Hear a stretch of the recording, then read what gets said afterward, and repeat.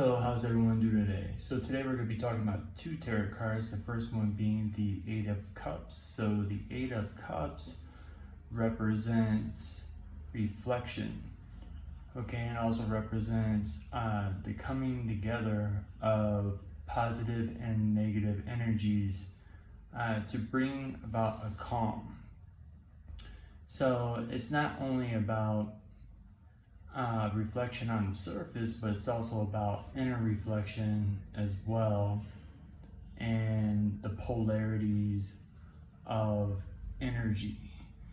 I've heard other people say it's about walking away from a situation. If that's what you take from this tarot card, that's fine. My personal opinion, based on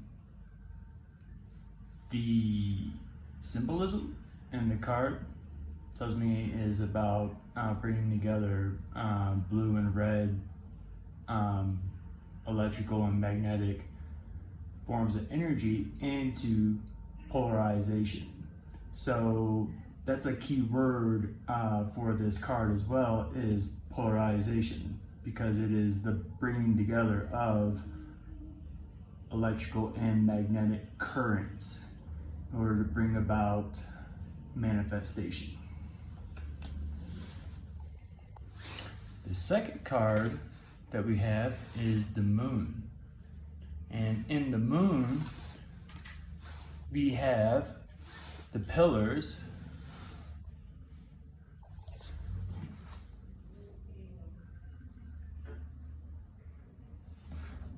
of enlightenment, okay? But also we have symbolism for the lower extremities of the body. Okay, and we have also the symbol of Yod, right? The symbol of Yod within the rays of the sun. So Yod is essentially receiving spiritual intervention. If you are able to receive spiritual intervention, in the lower extremities, you have the you have the animal passions, right? And you have waves crashing in for the picture as well, right? So this represents the mind kind of not being able to become stable, but also it represents with the pillars actually being able to maintain a state of poise during a time of extreme calamity, or any type of calamity. It doesn't have to be extreme. And you also have a path in the distance, which represents that you might have a lot of obstacles to overcome in the future.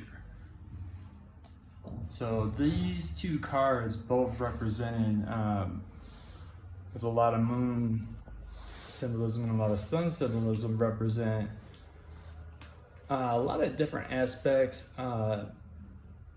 As above, so below is definitely incorporated into this as well, because you could see that in order to overcome earthly obstacles, you have to be able to understand spiritual goals as well, and have to be able to actually be able to receive the spiritual supplication that is offered to one, if they so desire to receive it. It can also represent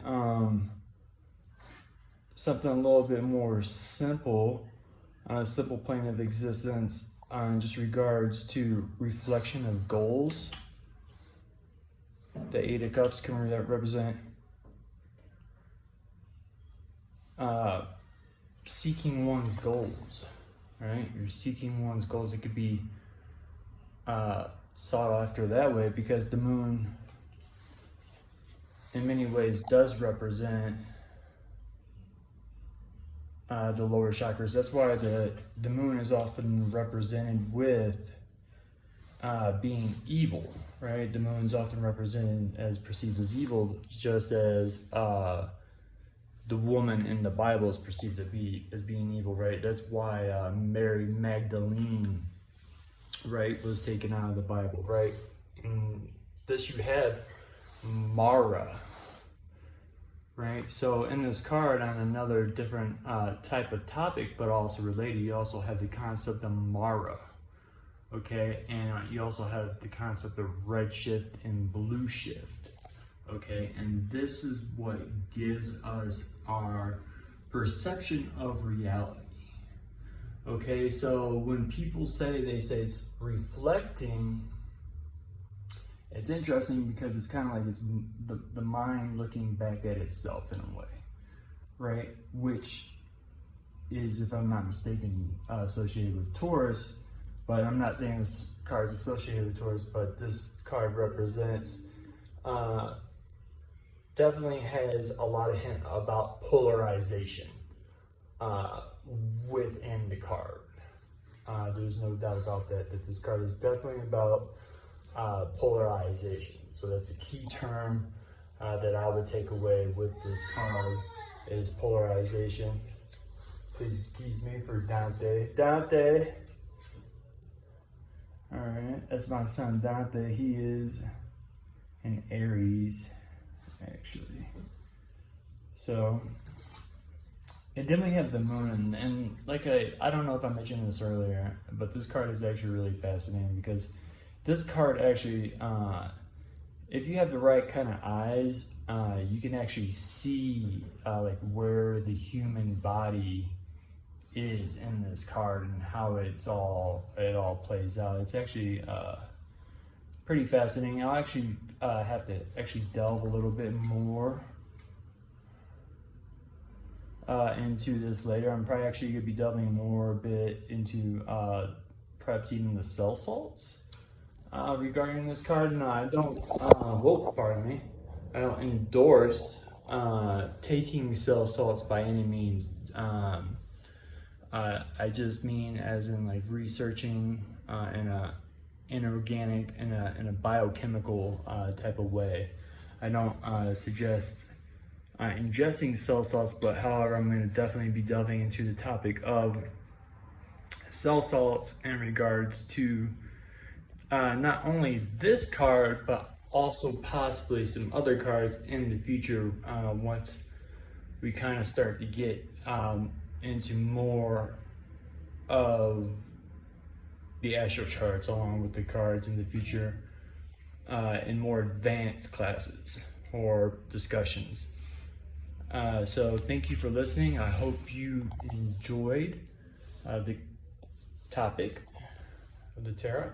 And yes, be sure to subscribe, share, like, and research. Thank you so much.